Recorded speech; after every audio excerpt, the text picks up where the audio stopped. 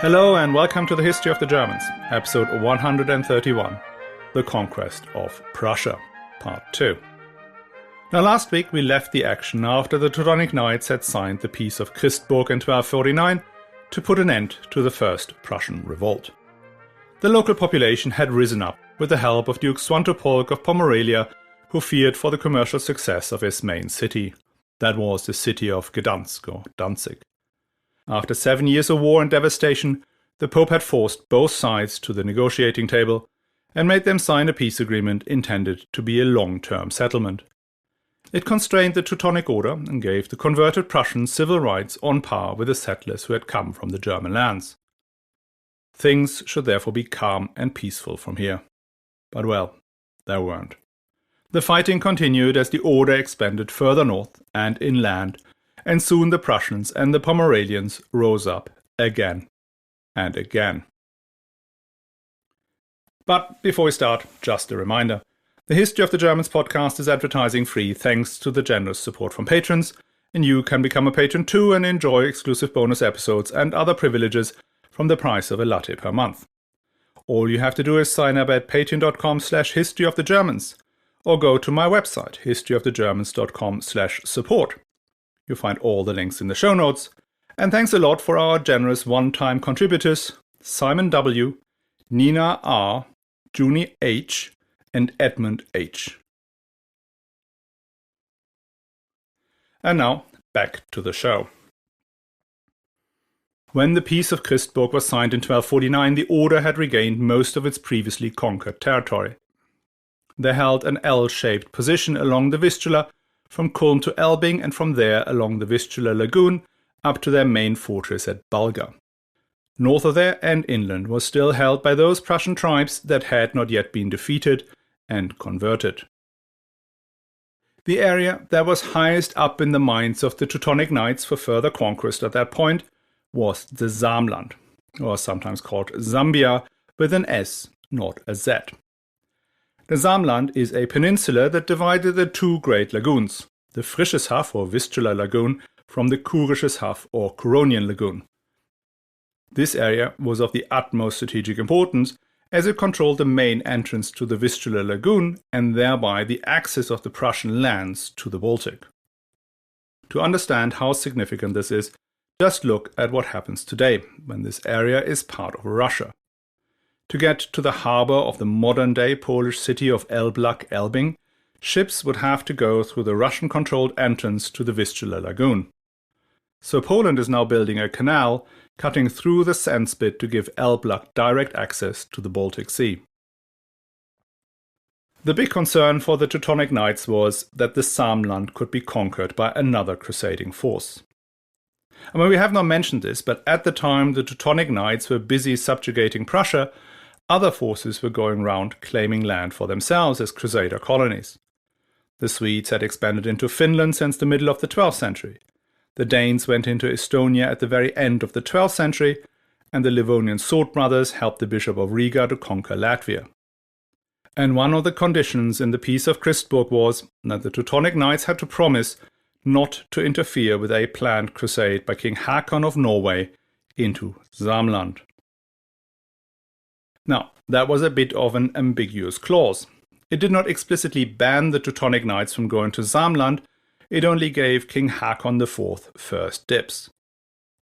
But Håkon IV was a busy man, involved in a dazzling number of foreign adventures, whilst also held hostage by the Hanse cities which supplied most of the grain and controlled Norway's main export, the stockfish.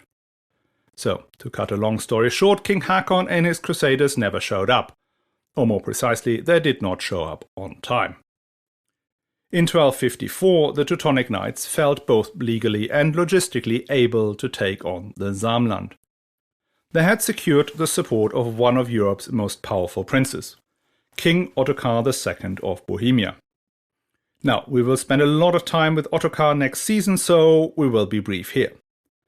Ottokar was not only King of Bohemia, but also Duke of Austria, Styria, Carinthia, which extended his domain all the way down from Prague to the Mediterranean. He was an extremely ambitious man who had his eye on the imperial crown, which brought him into conflict with another extremely ambitious man, Rudolf of Habsburg. But that conflict is still in the future. Here's our chronicler, Nicholas von Jeroschin, truly impressed by the man and his army. Quote, King Ottokar of Bohemia marched into Prussia. He was skilled in warfare and laudably pious. Margraf Otto of Brandenburg came with him as his marshal on this campaign, a man of great courage. And also that bold, daring man, the Prince of Austria and Margraf of Moravia. These princes had many fighting men in their retinues. Bishops also arrived, very praiseworthy men, Bishop Heinrich of Kulm and a bishop of Warmia called Lord Anselm. Bishop Bruno of Olmütz arrived too. By their preaching, these three good bishops had persuaded many men to become pilgrims for the honor of God. Many bold warriors, counts, knights and other squires arrived from the Rhineland, Saxony, Thuringia, Meissen and from many different lands. They all wanted to fight the heathens in God's name and avenge the suffering of our Lord who was crucified for us. When all the battalions were assembled into one army, you could estimate there were about 60,000 fighting men there. I do not know how many wagons of weaponry and supplies were there. I can only guess. There must have been a lot of them. End quote. This army was put to good use. First, Ottokar burned and pillaged the lands of a Sambian chieftain who had actually surrendered to the Crusaders already. Oops, so sorry for killing your people, including your whole family, but next time make sure you have the right banner flying when we come down here. Then the mighty Bohemian king, quote, launched a surprise attack into Sambia in the region of Medenau and killed many of the people there. He also took some prisoners and burned everything that flames could consume. On the following day, he departed for the region of Rudau, captured a castle there from the Sambians, and persecuted and killed so many of the Sambian people that they offered hostages and begged the king graciously to accept them and not to wipe out their entire people in this terrible way. After this, the king handed the hostages over to the brothers and marched on to the hill where Königsberg now stands, and advised the brothers to build a castle there for their own security and to protect the Christians. With this, he came to the end of his duties on this pilgrimage, and the noble, merciful king marched joyfully back to his kingdom. End quote. So, a jolly good time has been had by all. Well, almost all. Now, those of you with a sharp eye for geography and chronology will have noticed that I quite obviously have jumped a Prussian tribe. Because between the castle of Balga, that formed the furthermost outpost of the Order in 1249, and the Samland lay the land of the Nattangians. The story of this conquest is one of the most convoluted ones, but it's also quite insightful. The first contact between the Order and the Nattangians was in 1239, when the Crusaders had established the fort of Balga on the Vistula Lagoon, roughly halfway between modern-day Elbląg and Kaliningrad. The Nattangians, together with their neighbors, the Warmians and the Bartians, attacked the fort. As Nikolaus von Jeroschin recounts gleefully, the brothers used a double agent to lure the Prussian army into a trap where they, quote, so completely drowned in their own blood that they brought everlasting honor to the good Lord. End quote. Following that battle, the Teutonic Knights erected the castle of Christburg in the land of the Nattangians, Bartenstein, Wiesenburg and Rösselin in the land of the Bartians, and Braunsberg and Heilsberg in Warmia. The Nattangians took revenge in 1249.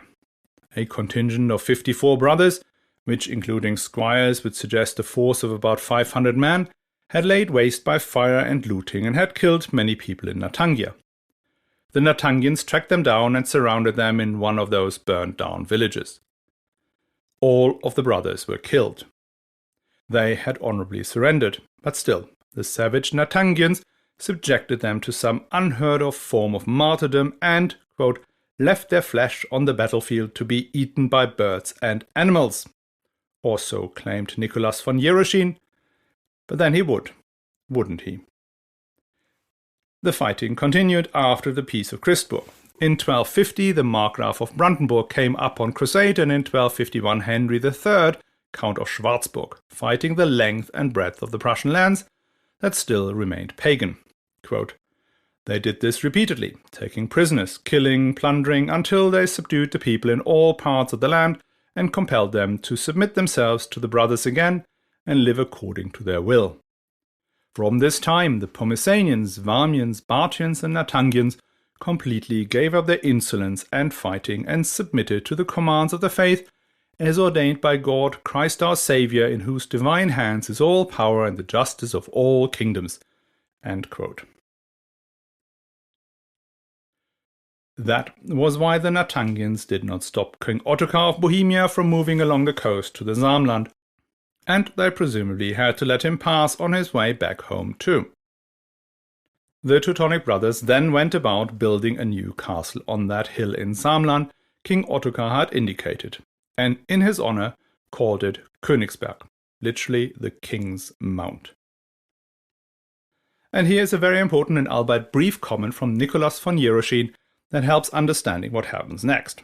Quote, "When everything was ready, a great army was assembled, including all the Prussians who were loyal to the brothers, and they built a strong fortress on the hill where the old castle can still be seen." End quote.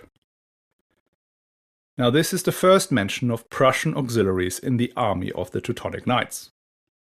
The occupation has now moved into a stage where the lands conquered in the first rounds, the Burgasanians and Pomesanians, have reached a point where they have either embraced the Christian faith sufficiently, or have been subjugated enough, or hated their neighbors enough, that they were ready to serve in the Order's forces. Now for the remaining pagan groups, this was a very worrying development. As long as the invaders had remained largely foreigners, most of whom returned home after a year or less, there was still hope that the Teutonic Knights would someday disappear to where they had come from. But if the Teutonic Knights established control of some tribes to the point that they supplied them with their warriors and kept bringing in settlers, their disappearance became an ever-diminishing hope. And this did not just concern the three Prussian tribes expected to be next on the list, the Nadrovian, Scalovians and Sudovians, but also their neighbor to the northeast, the Lithuanians. The Lithuanians were Balts, like the Prussians, and they shared many cultural traits, as well as speaking related languages. But what made the main difference between the Lithuanians and Prussians was that the Lithuanians had been united by their king, Mindaugas. Mindaugas is first mentioned in 1219 as an older duke of the Lithuanians, but by 1250 he had become recognized as the ruler of a territory roughly the size of modern Lithuania, though in a slightly different shape. Mindaugas had to deal with crusaders on two sides. In the south, the Teutonic Knights in Prussia, and in the north, the Livonian Sword Brothers, who by now are also integrated in the Teutonic Order. And then he had to contend with what was left of the empire of the Kievan Rus and their overlords, the Mongols. Mindaugas therefore pursued a complex strategy of alliances and regular religious conversions aimed at preserving his kingdom.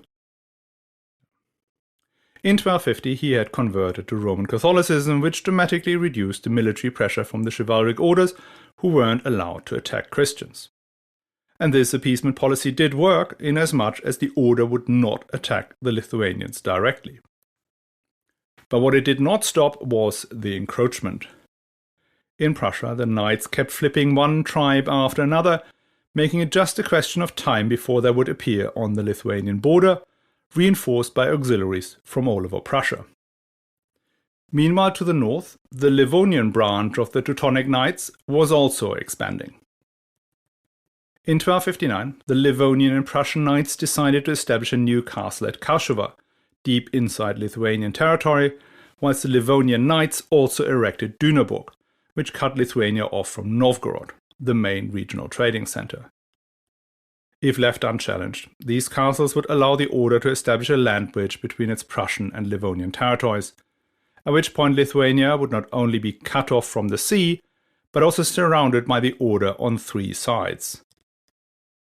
Conflict was inevitable. In 1260, the Lithuanians attacked a force of 150 brothers, so probably 1,500 men in total, who had come to reinforce the castle at Košova. That entire army was wiped out at the Battle of Durbe. Nicholas of Jeroschim blames the defeat on the cowardice of Prussian auxiliaries, but then he would do that too, wouldn't he? This defeat added to fear amongst the castle commanders that the converted Prussians weren't quite as loyal as they had thought.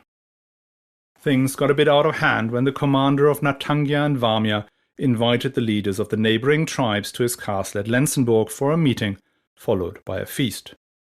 Something triggered a bout of paranoia in this man, who was so undeservedly called Vollrat Mirabilis, the Wondrous, that he had his guests locked inside the dining hall and set fire to it. Either or both of these events triggered the second Prussian uprising in 1260. The first uprising had lasted 7 years. This time the uprising will last almost twice as long, 13 years. And this time the Prussians are better organized. Each of the tribes, the Sambians, the Warmians, the Pogesanians, the Bartians and the Natangians, each chose one amongst them as their military leader. The Natangians chose Henry Monty, who became quite famous throughout this campaign. And given that they had served as auxiliaries in the Teutonic armies, these men were now well trained in Western European warfare and had the necessary modern equipment. And 2 more things worked in their favor.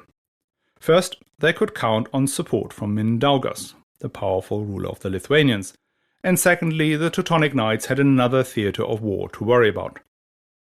Because back in the Holy Land, the peace between the Crusaders and the rulers of Egypt had collapsed. Jerusalem had fallen in 1244, and by the 1260s, the Mamluk Sultan Baybars was rampaging through what was left of the Crusader states. The Order's main fortress in the Holy Land, the Starkenburg, Montfort, needed reinforcements, and despite the fragile military situation, forces were withdrawn from Prussia and redeployed into Palestine. Here is Nicholas von Jeroschin describing what the newly elected leaders of the Prussian tribes did. Quote, "They agreed that they would meet, ready for battle, on an agreed day, and that they would destroy and brutally kill anyone who called themselves a Christian and acknowledged their faith." And sadly, that was what happened. They campaigned ferociously the length and breadth of the country, killing all the Christians they found outside the fortresses. Some they bound and took off into lifelong slavery. In their frenzied hatred, they also desecrated and burned down churches and chapels, consecrated or not. End quote. The Natangians did not just burn and plunder, they also faced the knights in open battle and inflicted a serious defeat on the order at Pokarven in 1261. Things went from bad to worse. One stronghold after the other fell. First, Heilsberg was abandoned after its garrison had eaten all the food, including the meat of their horses. When that had run out, they ate the horse leather, which made their teeth fall out, at which point they fled. Then the garrison of Rössel decided to burn the castle and retreat before they get attacked. The same at Weistotepila. Balgar, the great fortress in the middle of the Vistula lagoon, was captured and looted. So were the castle and the city of Braunsberg. In Wiesenburg, the Prussians scored a full-scale victory and destroyed the castle. Then they went after the big ones. Kreuzburg fell in 1263. The city of Christburg too was burned and the outer fortifications of the castle fell. Bartenstein held a garrison of 400 knights and squires. The Bartians attacked with 1,300 men and built 3 huge siege engines. By now, the Prussians had all the skills to build those, as well as trebuchets and other siege equipment. There was one of the defenders, a man called Miligedo, who was regarded as worth as much as half of the whole garrison. So the Prussians challenged him to come out for a duel. He was allowed to go to fight by his superiors and stepped out before the fort. The challenger, instead of attacking, gave chase, and Miligedo followed him into a pre-prepared trap. Multiple men jumped out of the bushes trying to kill him. But Miligedo was still running after the challenger, killed him and then outran all of his attackers, made a large turn to the left, and ran back into the castle. The great hero Miligedo, however, was killed in the end, and that was when the Prussians celebrated. The knights' reaction to the celebration was to hang 30 hostages on the gallows above the walls of Bartenstein to dampen the mood of the besiegers. After 4 years, the garrison gave up, and fled in the middle of the night, leaving just one man behind to ring the bells every day, pretending the garrison was still there, until the Prussians clocked it, came in, killed the man, and burned the castle. Königsberg was one of the few new forts built since 1249 that withstood a Prussian siege, thanks to a Crusader army led by the Count of Jülich. In 1264, an army of the Teutonic Knights was again defeated, and the Prussian master and his marshal died. In 1266, 67 and 68, crusading forces came to Prussia to support the flailing Teutonic Knights. But the winters turned out to be too warm for the heavily armoured knights to be of any use beyond temporarily clearing the countryside. And the following year things got even worse. Duke Swantopolk of Pomerelia had died and was succeeded by his son Mestwin. And Mestwin resumed his father's previous policies and allied with the Prussians. Together they attacked the long pacified regions of Pomerania and even the Kulmerland. Marienwerder fell. Even Reden could not hold out. Kulm was besieged. By now the situation was even worse than during the previous revolt. The Teutonic Knights held only a handful of castles. Castles that were quite far away from each other and that the Prussians had proven they could take with their siege engines.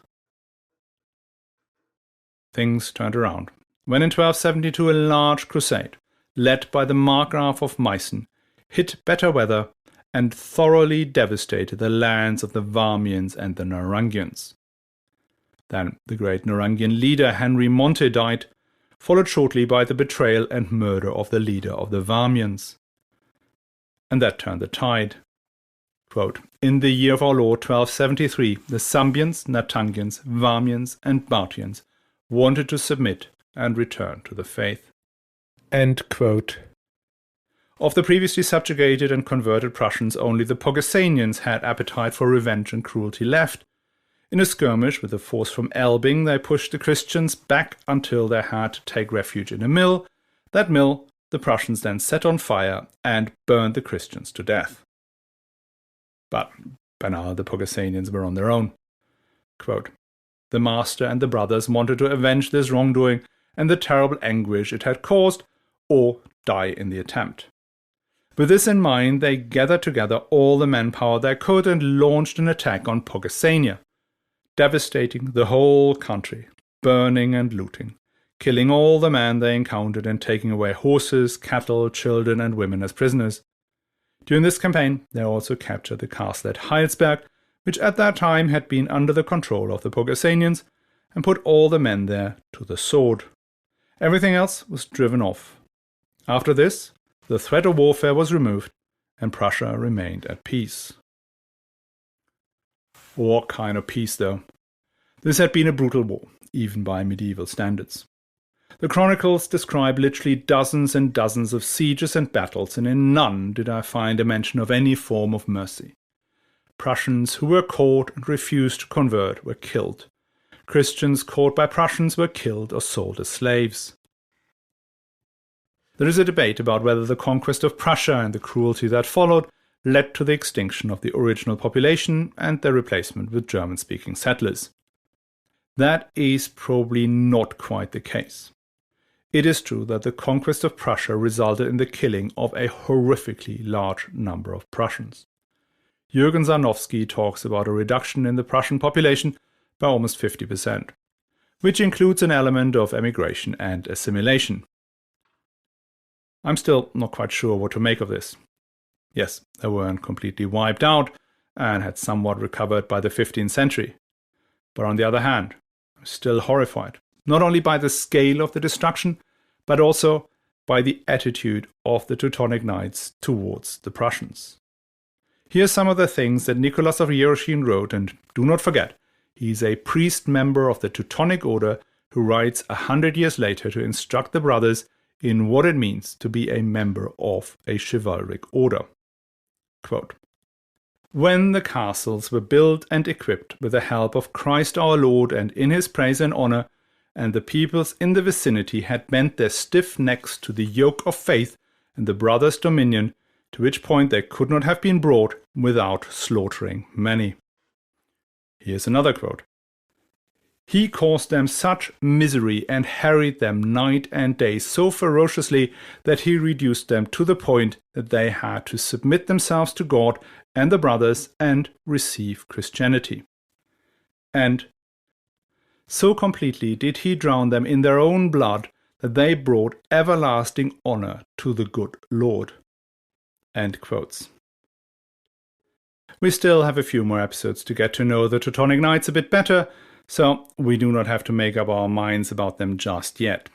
But hey. Just to not end this section on a super distressing note, here's another story about how the Teutonic Knights convinced some Prussians, in this case a chieftain from the Samland, of the superiority of their faith. Quote, "This same Sambian had also seen the brothers eating cabbage, which was something the Prussians did not do at that time. For that reason he thought it was grass. I also saw them eating grass for nourishment like horses, he said.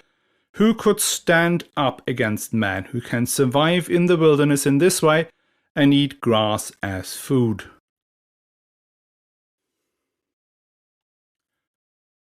To complete the story of the conquest, we have to go a bit further beyond 1273. By the end of the Second Prussian Rebellion, the Teutonic Knights were back in control of the territory they had acquired up until 1260. The lands north and east of the Pregel River were still settled by pagans, the Nadrovians, Scalovians and Sudovians. The Nadrovians were the first to fall. In 1274, the brothers took their main castles and killed the men, took the women and children prisoner, and, quote, "took a great deal of plunder with them, so much it would be pointless to speculate how much, burnt down the castle, and then departed joyfully." End quote. The Nadrovians surrendered and took up the Christian religion. At the same time, the order also conquered Scalovia. That's the territory north of Nadrovia, around modern-day Klaipeda.